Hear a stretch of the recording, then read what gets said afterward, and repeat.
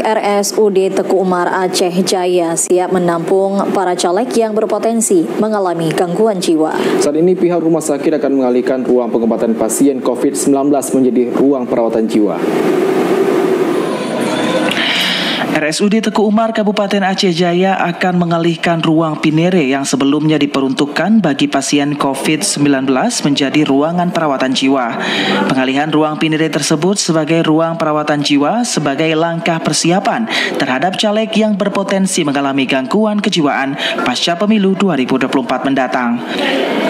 Berdasarkan data yang didapatkan, jumlah masyarakat Aceh Jaya yang mengalami gangguan jiwa mengalami peningkatan, sehingga ruang khusus untuk perawatan jiwa harus disiapkan, dan selama ini yang butuh perawatan jiwa harus dirujuk ke rumah sakit lain.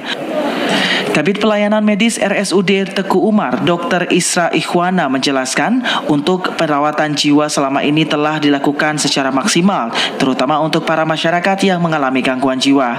Menurutnya, menghadapi pemilu 2024 ke depan, pihak rumah sakit berharap tidak ada para caleg yang mengalami gangguan jiwa, namun sebagai langkah antisipasi, pihaknya telah bersiap dengan ruangan dan tenaga medis kejiwaan. Persiapan pembukaan ruang rawat inap untuk pasien-pasien jiwa itu sudah kita anggarkan di tahun ini dan insya Allah akan terus berjalan secepatnya. Dan namun untuk caleg-caleg kita sebenarnya fokus ruangan itu untuk pasien jiwa karena jumlah pasien jiwa di Aceh Jaya itu sangat tinggi sehingga perlu kita lakukan yang akut harus kita rawat dan selama ini kan harus kita rujuk ke Polda Aceh. Kami doakan mudah-mudahan tidak ada caleg yang harus kita rawat.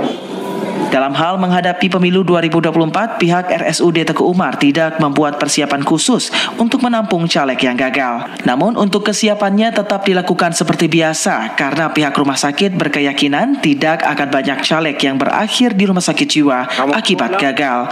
Dari Aceh Jaya, Musliadi, TVRI melaporkan.